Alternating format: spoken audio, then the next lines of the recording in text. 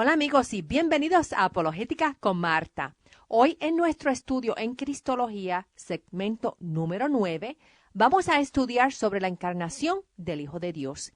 Si es la primera vez que sintoniza este programa, puede encontrar todos los programas radiales en podcast visitando mi página en línea apologeticaconmarta.org y yendo al enlace de programas radiales en archivo. También puede encontrar los programas radiales en Facebook bajo Apologética con Marta. Nuevamente el sitio en línea es apologeticaconmarta.org. La encarnación del Señor Jesucristo, el Hijo de Dios, es central en el cristianismo. Toda la teología del cristianismo depende de la entrada de Dios tomando forma humana en nuestro ámbito terrenal. En el Evangelio de Mateo podemos notar que él hace enfoque en Jesús ser el Rey de Israel y el Mesías prometido al pueblo.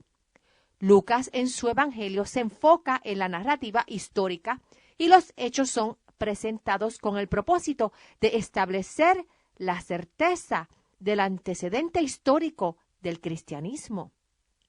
El Evangelio de Lucas comienza con la historia de Juan el Bautista, su rol en preparar al pueblo de Israel y de anunciar la venida del Mesías. En esa época, Herodes era el rey de Judea y el segundo templo de Jerusalén aún existía, y era allí en donde los judíos llevaban a cabo sus sacrificios. Uno de los sacerdotes del templo se llamaba Zacarías y su esposa se llamaba Elizabeth. Tanto Zacarías como Elizabeth eran descendientes del linaje sacerdotal de Aarón. Aarón fue el hermano de Moisés, quien sacó al pueblo judío de la esclavitud en Egipto.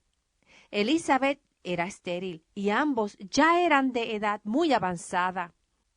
En el día que a Zacarías le tocó ir al santuario en el templo para ofrecer el incienso, el ángel Gabriel, bajo las órdenes de Dios, le anunció que tendría un hijo a quien llamarían Juan. Este es Juan el Bautista, quien iría delante de Jesús y prepararía el pueblo de Israel anunciando la venida del Mesías. El ministerio de Juan el Bautista culminó con el bautizo de Jesús y la transferencia de sus discípulos a Jesús. El mismo ángel Gabriel que hizo este anuncio a Zacarías fue quien también anunció profecías a Daniel en el Antiguo Testamento. Gabriel también fue quien anunció a la Virgen María que ella concebiría a un hijo. En el Evangelio de Lucas es el único lugar en donde podemos encontrar la narrativa de este anuncio a María. En Lucas capítulo 1, versos 30 al 33, el ángel Gabriel le dice a María: «No tengas miedo, María, Dios te ha concedido su favor. Quedarás encinta y darás a luz un hijo, y le pondrás por nombre Jesús. Él será un gran hombre, y lo llamarán Hijo del Altísimo. Dios el Señor le dará el trono de su padre David, y reinará sobre el pueblo de Jacob para siempre. Su reinado no tendrá fin». Cuando María le preguntó al ángel cómo sería posible siendo ella virgen, el ángel le dijo: «El Espíritu Santo vendrá sobre ti, y el poder del Altísimo te cubrirá con su sombra. Así que al santo niño que va a nacer lo llamarán Hijo de Dios. También tu parienta Elizabeth va a tener un hijo en su vejez. De hecho, la que decían que era estéril ya está en el 6º mes de embarazo, porque para Dios no hay nada imposible». Te podrás imaginar las noches largas sin dormir que María pasó analizando cómo era posible que ella tuviese un hijo de Dios y la responsabilidad que Dios Padre le había puesto en las manos. La magnitud de experimentar ese milagro era enorme y no existían palabras para explicar las emociones únicas que ella estaba experimentando. ¿Cómo podía ella procesar la realidad de que su hijo no tendría un padre humano y que su hijo sería el Hijo de Dios, quien cumpliría con todas las promesas que le fueron dadas al rey David, de que un hijo reinará en su trono por toda una eternidad. El ángel Gabriel también le comunicó a María que Elizabeth, quien era estéril, también tendría un hijo en su vejez. Y esto le mostró a María el gran poder de Dios. No es lo mismo uno escuchar sobre un milagro ocurrir, a uno mismo experimentar un milagro. María y Elizabeth estaban viviendo unos milagros que cambiarían al mundo entero. María tenía una fe profunda en Dios y por eso fue elegida. Dios conocía su fe y su fidelidad y por eso la eligió para ese gran honor. No cabe duda que María se preocupó de lo que diría José, quien era su comprometido, pero Dios se encargó de informarle su plan a José. José era un hombre muy justo y cuando José se enteró que María estaba esperando un niño, su plan era el de no causarle deshonra a María al romper su compromiso públicamente. José planificó romper su compromiso en privado.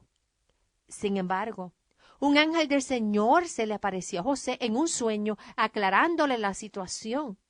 En el Evangelio de Mateo, capítulo 1, versos 20 al 23, el ángel le dice: José, hijo de David, no temas recibir a María por esposa, porque ella ha concebido por obra del Espíritu Santo. Dará a luz un hijo y le pondrás por nombre Jesús, porque él salvará a su pueblo de sus pecados. Todo esto sucedió para que se cumpliera lo que el Señor había dicho por medio del profeta Isaías, capítulo 7, verso 14, que dice: La Virgen concebirá y dará a luz un hijo, y lo llamarán Emmanuel, que significa Dios con nosotros. Cuando José se despertó, hizo lo que el ángel del Señor le había mandado y recibió a María por esposa. Pero no tuvo relaciones conyugales con ella hasta que dio a luz un hijo, a quien le puso por nombre Jesús. Nota aquí que José era descendiente del rey David, lo que le daba a Jesús derecho legal al trono del rey David. En los evangelios de Mateo y Lucas podemos encontrar los hechos del nacimiento de Jesús. Fíjate que Lucas nos da la fecha del nacimiento de Jesús y él hizo una conexión en su narrativa con un evento histórico universal. Este evento histórico fue el decreto que hizo Augusto César para llevar a cabo un censo en todo el Imperio Romano. Ese primer censo se llevó a cabo cuando Cirenio era gobernador en Siria y cada persona tenía que viajar a su propio pueblo a inscribirse. Augusto César fue el primer y el más grandioso emperador romano, quien vivió entre el 31 a.C. y el 14 después de Cristo. Augusto César reemplazó la República Romana por una forma de gobierno imperial. Él expandió el Imperio Romano hasta incluir todo el mundo mediterráneo. Su nombre verdadero era Octavio, pero en el año 27 a.C., el Senado romano le dio el título de Augusto, que significa exaltado. El censo que ordenó Augusto César sería utilizado para reclutar a personas para el servicio militar y para recaudar impuestos. Los judíos que vivían en el Imperio Romano estaban exentos de participar en el servicio militar. Dios utilizó este decreto para que Jesús naciera en Belén, según profetizado en Miqueas, capítulo 5, verso 2. La entrada del Hijo de Dios al mundo terrenal fue de manera muy humilde. Lucas describe la escena en 2 versos. En Lucas 2, versos 6 y 7 dice que mientras estaban en Belén, se cumplió el tiempo. Así que María dio a luz a su hijo primogénito, lo envolvió en pañales y lo acostó en un pesebre que ellos tuvieron que adaptar como cuna, porque no había lugar para ellos en la posada. El descanso de ellos no duró mucho, ya que los ángeles estaban tan ansiosos de compartir las grandes noticias de la entrada del Hijo de Dios al mundo. Y así que ellos le notificaron el nacimiento a pastores que estaban en esa misma región. En Lucas 2, del 9 al 20 dice, sucedió que un ángel del Señor se les apareció. La gloria del Señor los envolvió en su luz y se llenaron de temor. Pero el ángel les dijo a los pastores, no tengan miedo. Miren que les traigo buenas noticias que serán motivo de mucha alegría para todo el pueblo. Hoy les ha nacido en la ciudad de David un Salvador, que es Cristo el Señor. Esto les servirá de señal. Encontrarán a un niño envuelto en pañales y acostado en un pesebre. De repente apareció una multitud de ángeles del cielo que alababan a Dios y decían, gloria a Dios en las alturas y en la tierra paz a los que gozan de su buena voluntad. ¿Tú te imaginas esta escena? Imagínate que tú estás en el medio de un campo abierto cuidando de tus ovejas y de repente se abre el cielo lleno de ángeles cantándole alabanzas a Dios. Estos pastores tenían que estar hablando de esta experiencia por el resto de sus días. Cuando los ángeles se fueron al cielo, los pastores se dijeron unos a otros, vamos a Belén a ver esto que ha pasado y que el Señor nos ha dado a conocer. Así que fueron deprisa y encontraron a María y a José y al niño que estaba acostado en el pesebre. Cuando vieron al niño, contaron lo que les habían dicho acerca de él. Y cuantos lo oyeron se asombraron de lo que los pastores decían. María, por su parte, guardaba todas estas cosas en su corazón y meditaba acerca de ellas. Los pastores regresaron glorificando y alabando a Dios por lo que habían visto y oído, pues todo sucedió tal como se les había dicho.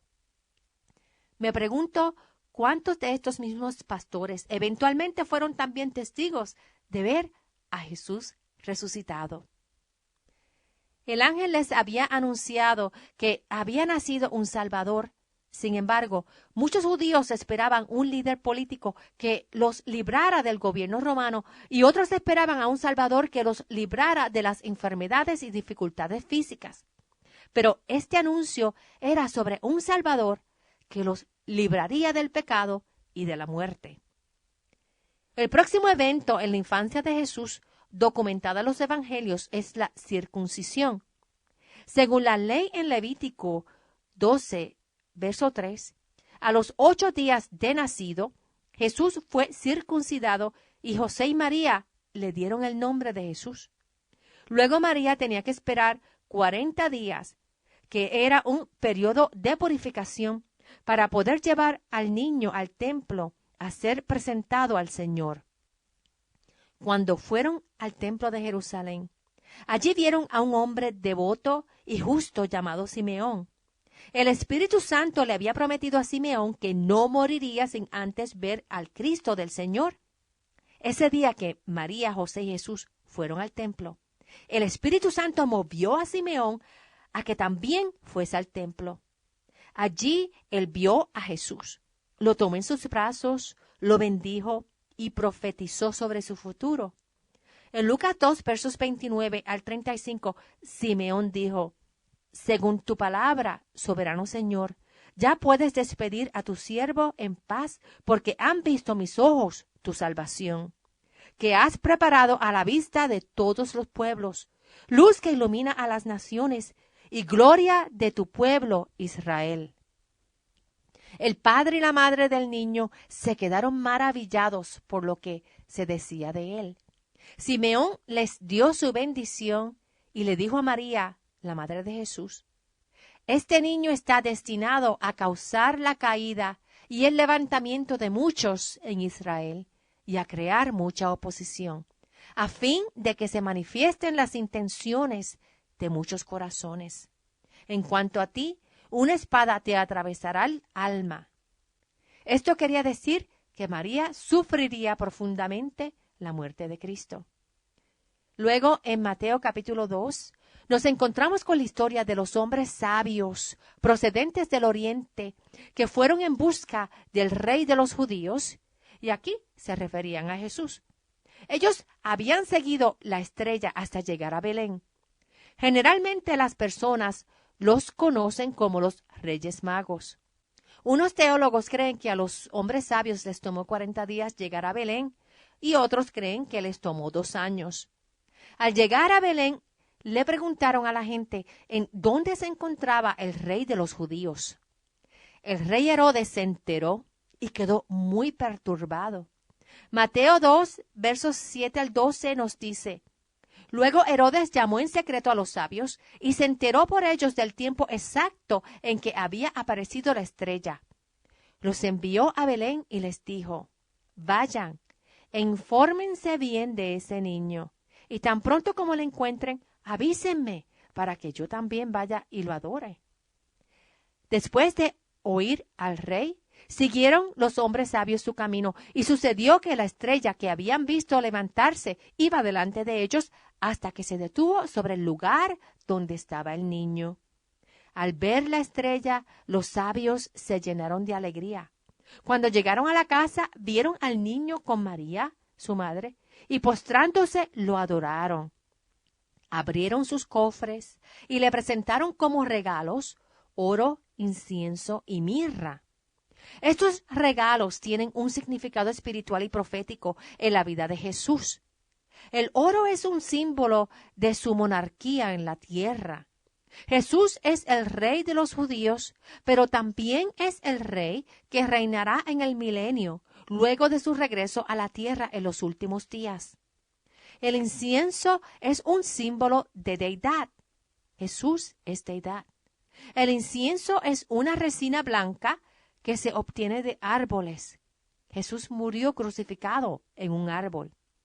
Cuando Dios le dio a Moisés el diseño del santuario que construyeron durante el éxodo de Egipto, en el lugar santo estaba el altar del incienso que se ofrecía a Dios. Cuando el incienso es quemado, tiene una fragancia bien agradable. Y en Éxodo 30, versos 34, Dios le dio a Moisés una fórmula específica para el incienso a usarse en el santuario. Ese incienso era considerado sagrado y solo le pertenecía al Señor. El incienso es un símbolo de santidad y de justicia. El regalo de incienso para el niño Jesús significaba su complacencia en que eventualmente Él sería un sacrificio, en darse a sí mismo, simbolizando una ofrenda a Dios. La mirra era un producto original de Arabia y también se obtiene de un árbol. La mirra es una especia que se utiliza para embalsamar. La mirra también se mezcla con vino para crear una bebida especial. Ese tipo de bebida fue la que se le dio a Jesús antes de ser crucificado y lo llaman vino mezclado con hiel.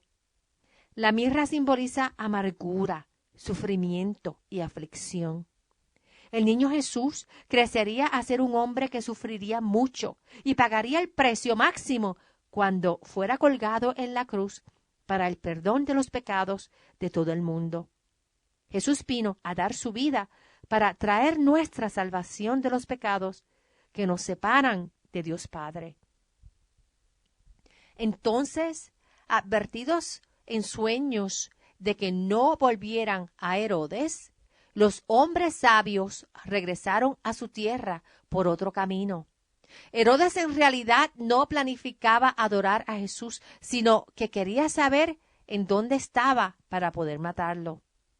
Ahora, en Mateo 2, verso 2, vemos que los hombres sabios siguieron una estrella.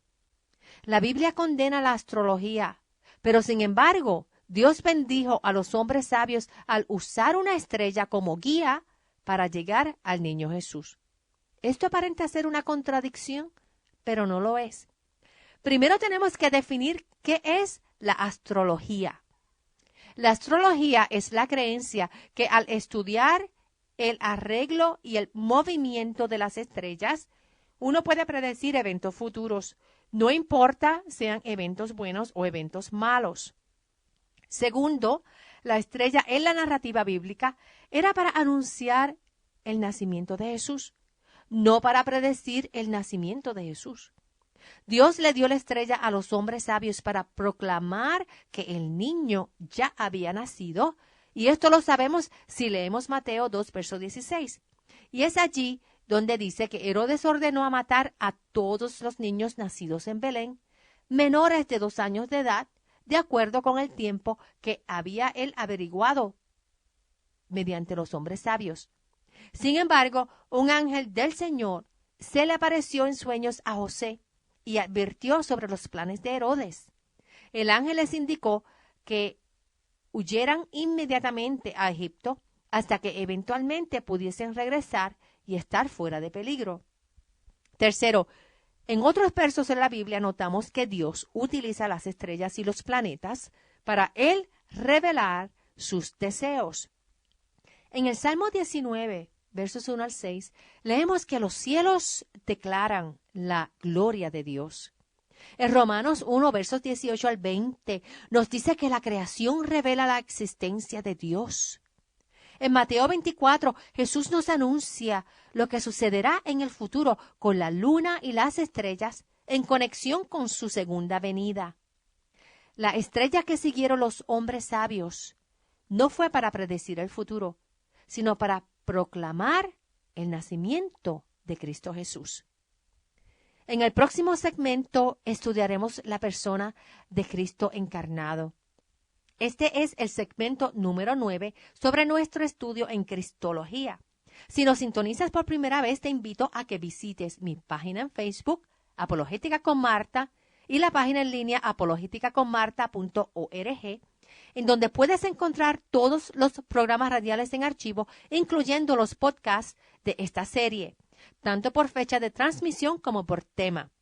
Allí también vas a encontrar libros recomendados en la apologética cristiana y enlaces de otras organizaciones dedicadas a equipar a adultos y estudiantes en el conocimiento de Dios mediante la apologética cristiana. Nuevamente el enlace es apologeticaconmarta.org. Y si tienen alguna pregunta o comentario, me pueden llamar al 404-483-4132. Es 404-483-4132. Que Dios los bendiga y hasta el próximo programa. Chao.